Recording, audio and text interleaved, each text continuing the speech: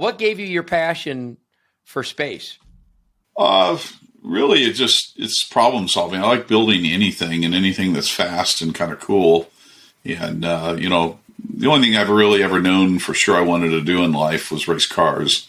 And I knew that from, a very young age, right? That's all I did as a kid was build, first little wooden go-karts to ride down. We grew up on a chicken ranch, and I had a driveway that has a hill, and we'd spend summer days trying to kill ourselves on those contraptions, and then figured out how to steal lawnmower engines and make them go faster. And then we graduated to steal go-karts and race those and nearly killed ourselves. And then it became cars, which we nearly killed ourselves in high school. And so that was like the theme. And then when space came along, it sort of broadened my view that there's some cool stuff to do that is very a better way to kill yourself. Yeah, it's less dangerous in general, unless you stand in the flame duct, but okay. Yeah, it's a passion for building things more than it is for space itself. I've come to see space as the next frontier, which I'm all about. Frontiers.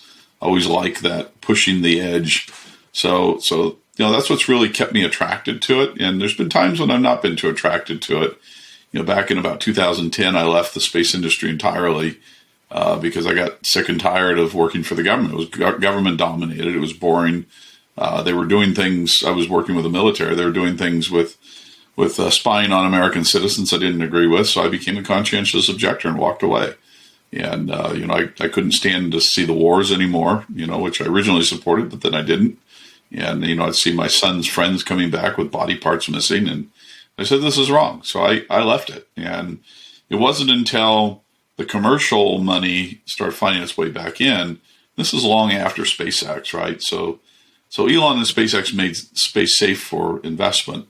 And once that happened, then all this commercial money started flooding in. That's when it became interesting. So, it had the dynamicism that a lot of industry has where, particularly, in a frontier economy where, there's money to do interesting things and people are trying new things out. And so it became a place of innovation. It became a place of doing, and you could get involved with a company and in a year's cycle actually see the fruits of your labor. Whereas in the government programs, it could be 5, 10, 20 years before you saw your thing fly. And then if some fool on the team made some mistake, then it goes in the drink, and there goes that part of your life, and then you're drinking.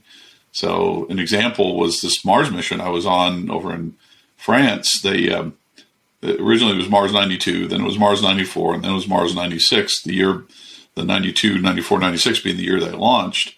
Finally, when they launched in 96, I was well off of it, but it had a failure in the upper stage of the rocket, and it re-entered over Bolivia. So all those years of work went into a fireball, that somebody in Bolivia could say, hey, look, shooting star, So the commercial stuff. Oh, disheartening. Oh, it is. It's you can't imagine putting that much of your life into something.